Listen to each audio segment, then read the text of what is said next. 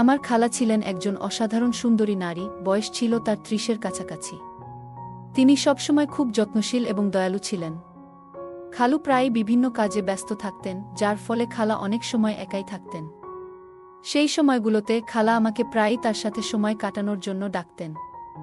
আমি খুশি মনে তার কাছে যেতাম এবং আমরা একসাথে অনেক গল্প করে কাটাতাম। একদিন খালা আমাকে বাড়িতে আসার জন্য বললেন, আর আমি খুশি মনে তার আমন্ত্রণ গ্রহণ করে সেখানে গেলাম। আমি যখন খালার বাড়িতে পৌঁছালাম, তখন খালা বাথরুম থেকে বেরিয়ে আসছিলেন। তার গায়ে সাদা রঙের পোশাক ছিল এবং তা কিছুটা ভেজা ছিল। তাকে ওই অবস্থায় দেখে আমি একটু অবাক হয়ে গিয়েছিলাম। সত্যি বলতে খালা খুবই আকর্ষণীয় ছিলেন, তাকে দেখে মনে হতো না যে তিনি একজন বিবাহিত নারী। একদিন তিনি হেসে বললেন, চলো আজ থেকে আমরা আরও ভালো বন্ধু হই। অনেক দিন পর এমন আড্ডা দিয়ে এত মজা করলাম আর এত হাসলাম। আমি হেসে উত্তর দিলাম, তাহলে কি আগে আমি আপনার বন্ধু ছিলাম না? খালা হেসে বললেন, বন্ধু ছিলে, কিন্তু এতটা ঘনিষ্ঠভাবে না। আমি মজা করে বললাম, খালা গাল লাল করো না, আমি কিন্তু পালাচ্ছি। এ কথা বলেই আমি হাসতে হাসতে দৌড় দিলাম, আর খালাও মজা করে আমার পেছনে দৌড়ালেন।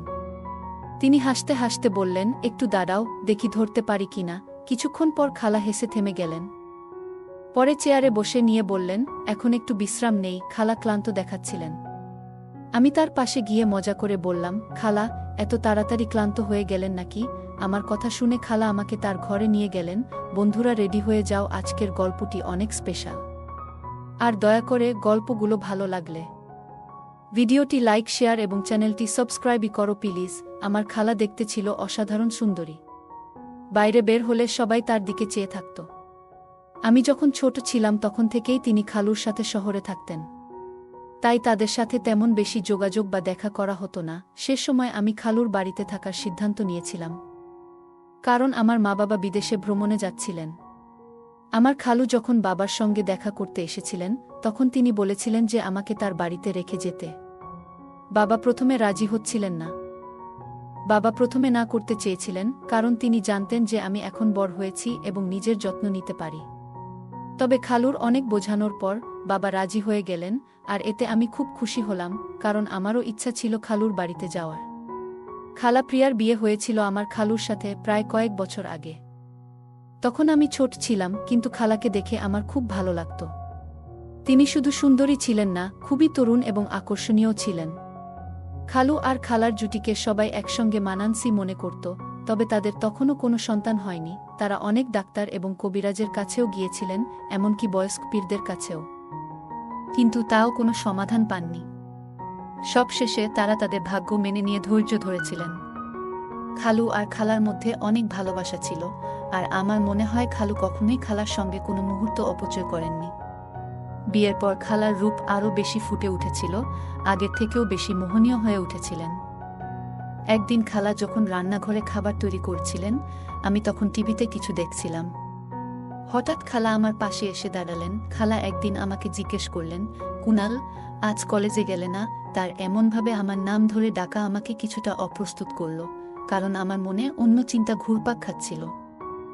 আমি হালকা বিরক্তি নিয়ে বললাম, না খালা, পরীক্ষা শেষে আমাদের 2 মাসের ছুটি চলছে। খালা তখন আমার জন্য দুধের শরবত নিয়ে এসে টেবিলে রাখলেন। তাকে এভাবে নিচু হয়ে কাজ করতে দেখে আমি কিছুটা অবাক হলাম। মনে হচ্ছিল কিছু বোঝার আগেই পরিস্থিতি অস্বাভাবিক হয়ে উঠেছে। খালার বাড়িতে এসেছি মাত্র 2 দিন হলো, আর এর মধ্যেই মনটা কিছুটা অস্থির হয়ে গেল। রাতে খাবারের সময় খালু আমাকে ও খালাকে বললেন যে তিনি কিছুদিনের জন্য ব্যবসার কাজে বাইরে যাচ্ছেন। আগে যখন তিনি বাইরে কাজে যেতেন, তখন খালাকে সঙ্গে নিয়ে যেতেন, কিন্তু এবার আমি বাড়িতে থাকার কারণে তিনি একাই যাওয়ার সিদ্ধান্ত নিলেন। তাই তিনি আমাদের দুজনকে বাড়িতে রেখে চলে গেলেন। এরপর আমি খালার বিভিন্ন অভ্যাস লক্ষ্য করতে শুরু করলাম।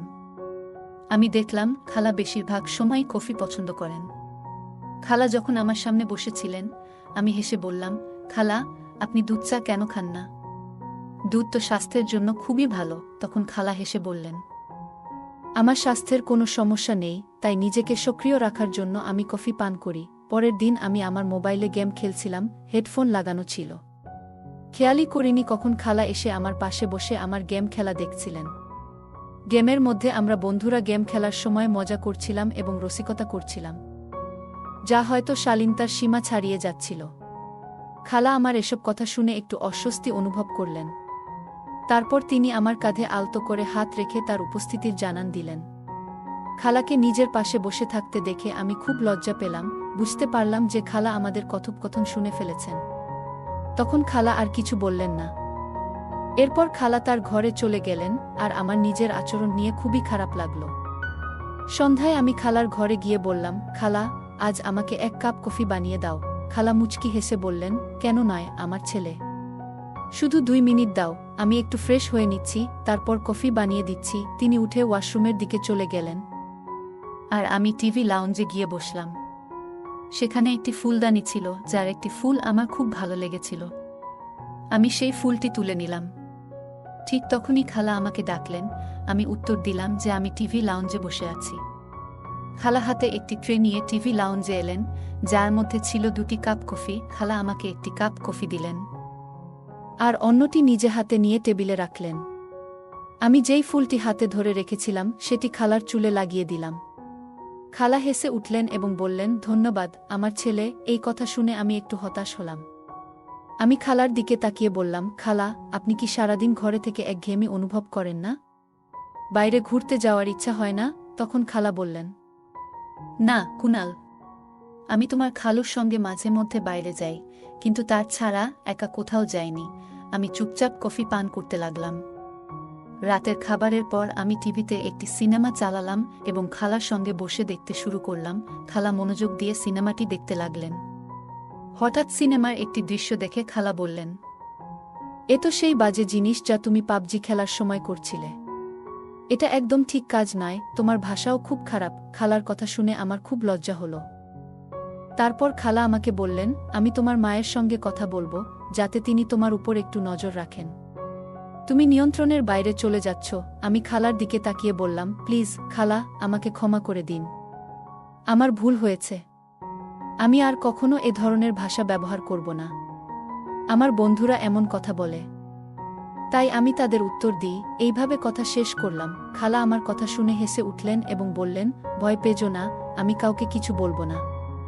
আমি জানি তরুণ ছেলেরা কখনো কখনো কেমন কথা বলে। ঠিক আছে, আরেকটা সিনেমা চালাও। এইটা কি দেখছো? তখন আমার মনে স্বস্তি ফিরে এলো। আমি খালাকে জিজ্ঞাসা করলাম, আপনি কোন ধরনের সিনেমা দেখতে পছন্দ করবেন? তিনি বললেন, কোনো বলিউড সিনেমা চালাও। আমি একটি বলিউড সিনেমা চালিয়ে দিলাম। খালা মনোযোগ দিয়ে সিনেমাটি দেখতে লাগলেন, আর আমি তার দিকেই তাকিয়ে রইলাম। তিনি আরাম করে সোফায় বসে একটি পা অন্য পায়ের উপর তুলে রেখেছিলেন। আমিও তার মতো করে একটি পা অন্য পায়ের উপর রাখলাম। মনে হলো খালা আমার এই আচরণটি লক্ষ্য করেছেন এবং তার মুখে হালকা হাসি ফুটে উঠল। তিনি সোফার এক পাশে বসেছিলেন, আর আমি বসেছিলাম অন্য পাশে। খালা হেসে সোজা হয়ে বসে গেলেন, আর আমি আবার তার নকল করার চেষ্টা করলাম।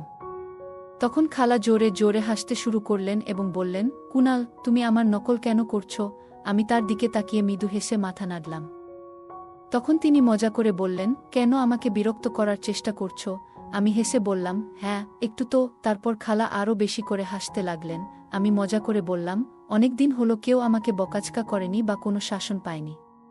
আপনি এতটা একঘেয়েমি নিয়ে সারা দিন কাটিয়ে দিচ্ছেন। খালা আমার কথা শুনে কিছুটা অবাক হলেন এবং বললেন, কুনাল, আমি কি সত্যিই একঘেয়ে?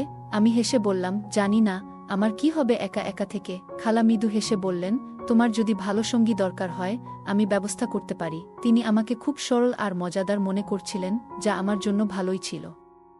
এই ধরনের কথাবার্তা চালাতে চালাতে খালা আমার সঙ্গে আরও বেশি স্বাভাবিক হয়ে গেলেন। রাত যখন প্রায় 12টা বাজে, তখন খালুর ফোন আসলো, আর তিনি উঠে নিজের ঘরে চলে গেলেন। আমি কিছুক্ষণ অপেক্ষা করলাম। আমি সিনেমা দেখা শেষ করে এলইডি বন্ধ করে আমার ঘরের দিকে যাচ্ছিলাম। ঠিক তখনই খালার ঘর থেকে তার মৃদু আওয়াজ শুনতে পেলাম। তিনি বলছিলেন, তোমাকে খুব মিস করছি, জানো না কিভাবে এই দিনগুলো কাটাচ্ছি। অন্যদিকে খালু কি বলছিলেন তা আমি শুনতে পাইনি, কিন্তু খালার কথা শুনে আমি কিছুটা অবাক হলাম। খালা খালুকে আরও অনেক কথা বলছিল আর তাকে তাড়াতাড়ি বাসায় আসতে বলছিল। খালা অনেকক্ষণ রাতে খালুর সাথে কথা বলেছিল। সকালে উঠে দ্রুত ফ্রেশ হয়ে আমি আমার ঘর থেকে বের হলাম এবং টিভি লাউঞ্জে এলাম, কিন্তু সেখানে কেউ ছিল না। পরে আমি খালার ঘরের দিকে গেলাম, দরজা বন্ধ ছিল, অর্থাৎ খালা তখনও ঘুমাচ্ছিলেন। আমি কিচেনে গিয়ে নিজের জন্য কফি বানালাম এবং কিছু টোস্ট গরম করে টেবিলে বসে নাস্তা করতে শুরু করলাম। আমি নাস্তা করছিলাম, ঠিক তখনই খালার ঘরের দরজা খুলল এবং তিনি বাইরে এলেন। আমাকে দেখে একটু লজ্জা পেয়ে বললেন যে রাতে ঘুম না আসার কারণে তিনি খুব দেরিতে ঘুমিয়েছিলেন, তাই সকালবেলা তাড়াতাড়ি উঠতে পারেননি। আমি মুচকি হেসে বললাম, কোনো সমস্যা নেই, আপনি যদি নাস্তা করতে চান তাহলে আমি আপনার জন্য তৈরি করে দিচ্ছি। খালা অবাক হয়ে বললেন, তুমি নাস্তা বানাতে জানো? আমি বললাম, আপনি দ্রুত ফ্রেশ হয়ে আসুন, আমি এর মধ্যেই নাস্তা প্রস্তুত করে টেবিলে রেখে দেব। খালা হাসলেন এবং পুনরায় তার ঘরে চলে গেলেন। এরপর আমি কিচেনে চলে গেলাম। খালা আমাকে দেখলেন এবং একটি চেয়ারে বসে পড়লেন। খালা ফ্রেশ হয়ে অনেক সুন্দর একটি শাড়ি পরেছিলেন, যা তাকে অনেক সুন্দর লাগছিল। আমি তার দিকে তাকিয়ে রইলাম, আর আমি তার সামনে টেবিলে নাস্তা সাজিয়ে দিলাম। খালা আমার দিকে তাকিয়ে মুচকি হাসলেন, তারপর আমার মাথায় হাত বুলিয়ে আমার চুলগুলো একটু এলোমেলো করে দিলেন। তিনি হেসে বললেন, তুমি তো বেশ বুদ্ধিমান। আমি ভেবেছিলাম তুমি আজকালকার ছেলেদের মতোই হবে, কিন্তু তুমি তো অনেক পরিশ্রমী। আমি খালার হাত ধরতে গেলে তিনি মুচকি হেসে আমার গালে হালকা করে একটা চাপ দিলেন এবং বললেন, তোমার চুল এলোমেলো হলেও তুমি আরও সুন্দর লাগছ। এরপর খালা নাস্তা করলেন এবং বললেন, কুনাল, তোমার অনেক ধন্যবাদ, আজ তুমি আমার দিনটা আনন্দময় করেছ। তিনি মজা করে বললেন, চলো আজ থেকে আমরা আরও ভালো বন্ধু হয়ে যাই। অনেকদিন পর এত মজা করে আড্ডা দিলাম আর এত হেসেছি। আমি হেসে বললাম, তাহলে কি আগে আমি আপনার বন্ধু ছিলাম না? খালা হাসতে হাসতে বললেন, বন্ধু ছিলে ঠিকই, কিন্তু এতটা ঘনিষ্ঠ ছিলে না। আমি মজা করে বললাম, খালা, আমার গাল লাল করো না, আমি পালাচ্ছি। এ কথা বলে আমি হেসে দৌড়ে গেলাম, আর খালাও হাসতে হাসতে আমার পেছনে ছুটলেন। তিনি মজা করে বললেন, একটু দাঁড়াও, দেখি তো ধরতে পারি কিনা। কিছুক্ষণ পর খালা হেসে থেমে গেলেন, আরাম করে বড় চেয়ারে বসে শ্বাস নিয়ে বললেন, এখন একটু বিশ্রাম নিই। খালা বেশ ক্লান্ত লাগছিলেন। আমি তার কাছে গিয়ে মজা করে বললাম, খালা, এত তাড়াতাড়ি ক্লান্ত হয়ে গেলেন? কথাটা বলতেই তিনি মুচকি হেসে আমার গালে হালকা টিপ দিলেন। আমি একটু অভিমানী ভঙ্গিতে বললাম, আপনার কাছ থেকে আর কোনো ভালোবাসা আশা করতে পারি না, আপনি তো একদম কঠিন। খালা স্নেহভরে তাকিয়ে বললেন, এমন কথা বলো না, এবং যেখানে তিনি গালে টিপেছিলেন সেখানে আলতো করে হাত বুলালেন। তারপর হঠাৎ হেসে বললেন, আমি একটু পোশাক পরিবর্তন করে আসি। কিছুক্ষণ পর তিনি বাথরুম থেকে লাল রঙের একটি পোশাক পরে বের হয়ে এলেন। তাকে দেখে আমি বিস্ময়ে স্তব্ধ হয়ে গেলাম। তিনি অসাধারণ লাগছিলেন। সোজা আমার দিকে এগিয়ে এসে বললেন, চলো আজ আমরা বাইরে ঘুরতে যাব। আমি চমকে গিয়ে বললাম, কি? আপনি তো বলেছিলেন যে আপনি খালুর সাথে ছাড়া বাইরে যান না, তবে আজ কিভাবে? তিনি মুচকি হেসে বললেন, আমাদের বন্ধুত্ব এখন অনেক গভীর হয়ে গেছে। আমি তোমার সাথে বাইরে যাচ্ছি কারণ আমার কিছু কেনাকাটা করতে হবে, আর আমরা ঘুরেও আসতে পারি। আমি বললাম, ঠিক আছে, তবে আমিও একটু পোশাক পাল্টে নিই, নিজেরটা একটু ঠিকঠাক করে নিই, হয়তো কোনো মেয়ে আমার দিকেও তাকাবে। খালা হেসে আমার পিঠে একটা মৃদু ধাক্কা দিয়ে বললেন, তুমি সবসময় মজা করো কেন? আমি হেসে বললাম, কি নিয়ে এত রাগ করছেন? খালা মুচকি হেসে বললেন, তোমার এসব কাণ্ডকারখানা নিয়ে। আমি মজা করে বললাম, আরে জীবনে একটু মজা না থাকলে তো জীবনটাই মাটি। না হলে সারা জীবন আপনি আমাকে একঘেয়ে বানিয়ে রাখবেন। খালা প্রথমে বুঝতে পারলেন না, কিন্তু যখন বুঝলেন তখন সঙ্গে সঙ্গে তার পায়ের জুতো খুলে বললেন, লজ্জা করো, না হলে এখানেই তোমাকে পেটাবো। আমি হেসে আমার ঘরে ঢুকে গেলাম। পরে আমরা একসঙ্গে মার্কেটে গেলাম। সেখানে গিয়ে দেখলাম যে খালাকে দেখছে সবাই তাকিয়েই থাকছে। লাল রঙের পোশাকে তিনি অসাধারণ লাগছিলেন। আমি মজা করে খালাকে বললাম, ম্যাডাম, আপনি যখনই বাইরে বের হন সবাই আপনাকেই দেখছে, যেন তাদের আর কোনো কাজ নেই। খালা হেসে বললেন, কুনাল, লজ্জা করো, আমি তোমার খালা। আমি মাথা নিচু করে বললাম, ঠিক আছে খালাজান। খালা হেসে আমার পাশে বসে বললেন, তুমি কখনোই ফ্লার্ট করা থেকে বিরত হবে না, তাই না? আমি মুচকি হেসে বললাম, কোনো দুর্ভাগ্য আছে যে আপনাকে নিয়ে ফ্লার্ট করতে চাইবে? খালা হেসে বললেন, বাহ, তুমি তো বেশ। একটু চুপ থাকার পর তিনি আমার খুব কাছাকাছি এসে কানে কানে বললেন, সত্যি করে বলো তো, তোমার কি কোনো প্রেমিকা নেই? আমি তার দিকে তাকিয়ে মিষ্টি হেসে বললাম, না, এমন কেউ পাইনি। আপনার মতো এত সুন্দর মেয়ে কোথায় পাবো? আমি হেসে বললাম, গার্লফ্রেন্ড নয়, যদি জীবন সঙ্গী বানিয়ে নিতাম। খালা মিষ্টি হেসে বললেন, তুমি আমাকে এতটাই পছন্দ করো? আমি বিনয়ের সাথে মাথা নিচু করে বললাম, হ্যাঁ, আপনি আমার কাছে সবচেয়ে প্রিয়। খালা হেসে বললেন, তুমি কখনোই মজা করা থেকে বিরত হবে না, তাই না? আমাদের মধ্যে এমন হাসি ঠাট্টা চলতেই থাকলো। সকালে খালা বললেন, কুনাল, দুধ শেষ হয়ে গেছে, একটু নিয়ে এসো। আমি সম্মতি দিয়ে মার্কেটের দিকে রওনা হলাম। ফিরে এসে ফ্রিজে দুধ রেখে খালাকে জানাতে তার ঘরে গেলাম। কিন্তু দরজার সামনে দাঁড়িয়ে আমি কিছুটা বিস্মিত হয়ে গেলাম। খালা স্নান শেষে তাড়াহুড়ো করে তোয়ালে জড়িয়ে বেরিয়েছেন। সেই মুহূর্তে আমার মনে অস্বস্তি তৈরি হলো এবং আমি দ্রুত নিজের ঘরের দিকে ফিরে যাচ্ছিলাম। ঠিক তখনই খালা পিছন থেকে ডাক দিলেন, তুমি কি দুধ নিয়ে এসেছ? আমি ভীষণ লজ্জিত ছিলাম। কিছু বলতে পারছিলাম না, শুধু মাথা নাড়লাম। খালা আস্তে আস্তে আমার দিকে এগিয়ে এলেন। আমি মাথা নিচু করেছিলাম, আর হঠাৎ খালা স্নেহভরে আমার মুখে হাত রেখে বললেন, সব ঠিক আছে তো? তিনি জিজ্ঞেস করলেন, কি হয়েছে? কেন এভাবে চুপ করে আছো? আমি তার চোখের দিকে তাকিয়ে বললাম, কিছু না খালা। খালা আমার চোখের দিকে গভীরভাবে তাকিয়ে মুচকি হেসে বললেন, কুনাল, সত্যি বলো তো, আমাকে তোমার কেমন লাগে? আমি মাথা নাড়লাম এবং আবার মাথা নিচু করে বললাম, খালা, আপনি যদি ভাবেন যে আমি এই কারণে আপনার প্রতি আকৃষ্ট হচ্ছি, তাহলে আপনি ভুল ভাবছেন। আপনার সৌন্দর্য অবশ্যই অসাধারণ, কিন্তু সৌন্দর্যই সব কিছু নয়। খালা গভীরভাবে নিঃশ্বাস নিলেন এবং আমাকে এমনভাবে দেখলেন যেন আমি কোনো পাগল। আমি আবার মাথা তুললাম এবং বললাম, আমি কখনো চাই না যে আপনি সাময়িকভাবে আমাকে গ্রহণ করুন আর তারপর সারা জীবন আমাকে আপনার কাছ থেকে দূরে রাখুন। খালার জন্য এই মুহূর্তটা খুবই সংবেদনশীল ছিল। তিনি ধীরে ধীরে বিছানায় বসে পড়লেন এবং মৃদু গলায় বললেন, খালা আমাকে বললেন, এসো, এখানে এসে বসো। আমি ধীরে ধীরে তার পাশে গিয়ে বসলাম। তিনি আমার হাত ধরে নিজের হাতে রেখে মৃদু গলায় বললেন, কুনাল, জীবনে যা পাও তার জন্য কৃতজ্ঞ হওয়া উচিত। খালার মনের ভেতর তখন কি চলছিল সেটা আমি বুঝতে পারছিলাম না। আমি অস্বস্তি বোধ করে হাত সরিয়ে ধীরে ধীরে নিজের ঘরে চলে এলাম। এমন পরিস্থিতি থেকে সরে আসাটাই বুদ্ধিমানের কাজ মনে হলো। কিছুক্ষণ পর বাইরে এসে আমি বুঝতে পারলাম খালার ঘর থেকে কান্নার শব্দ আসছে। আমি দরজার কাছে গিয়ে জিজ্ঞেস করলাম, খালা, আপনি কি ঠিক আছেন? কোনো উত্তর এলো না, কিন্তু কান্নার শব্দ বন্ধ হয়ে গেল। আমি আবার জিজ্ঞেস করলাম, খালা, কেন কাঁদছেন? কি হয়েছে? ভেতর থেকে খালা উত্তর দিলেন, কুনাল, আমি একটু একা থাকতে চাই। দয়া করে তুমি নিজের ঘরে চলে যাও। আমি উদ্বিগ্ন হয়ে বললাম, আপনি তো ঠিক আছেন, তাই না? তিনি বললেন, হ্যাঁ, আমি ঠিক আছি। আমি কিছু বুঝে উঠতে পারছিলাম না কি করা উচিত।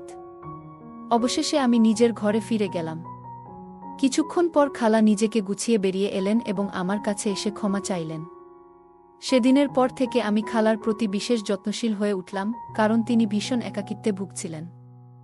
আমি খালুকে ফোন করে দ্রুত বাড়ি ফিরে আসতে বললাম, কারণ খালা ছিলেন একজন তরুণ এবং সুন্দরী নারী, যিনি তীব্র একাকিত্বের শিকার হয়েছিলেন। খালা তার একাকিত্ব কাটানোর জন্য খুবই আকুল হয়ে উঠেছিলেন, তবে সৌভাগ্যের বিষয়, আমাদের মধ্যে এমন কোনো সম্পর্ক গড়ে ওঠেনি যা ভুল পথে যেত। আরও কয়েকদিন আমি খালার বাড়িতে কাটালাম। এরপর আমার মা-বাবা বিদেশ থেকে ফিরে এলেন এবং আমি নিজ বাড়িতে ফিরে গেলাম। এই ঘটনার মাধ্যমে আমি একটি গুরুত্বপূর্ণ শিক্ষা পেলাম, কখনো কোনো নারীকে একা বাড়িতে রেখে যাওয়া উচিত নয়। কারণ মানুষ ভুল পথে সহজেই বিপদগামী হতে পারে এবং ভুল সিদ্ধান্ত নিতে পারে। এছাড়া কোনো অনাত্মীয় পুরুষের উচিত নয় কোনো অনাত্মীয় নারীর সঙ্গে একা থাকা, কারণ এতে এমন ভুল হতে পারে যা সবার জীবনে বড় বিপদ ডেকে আনতে পারে। গল্পটা কেমন লাগলো জানাতে ভুলবে না। আরও মজার মজার রোমান্টিক গল্প শুনতে চাইলে ভিডিওটি লাইক, শেয়ার এবং চ্যানেলটি সাবস্ক্রাইব করতে এবং বেল আইকনটি ক্লিক করতে ভুলবে না। ধন্যবাদ।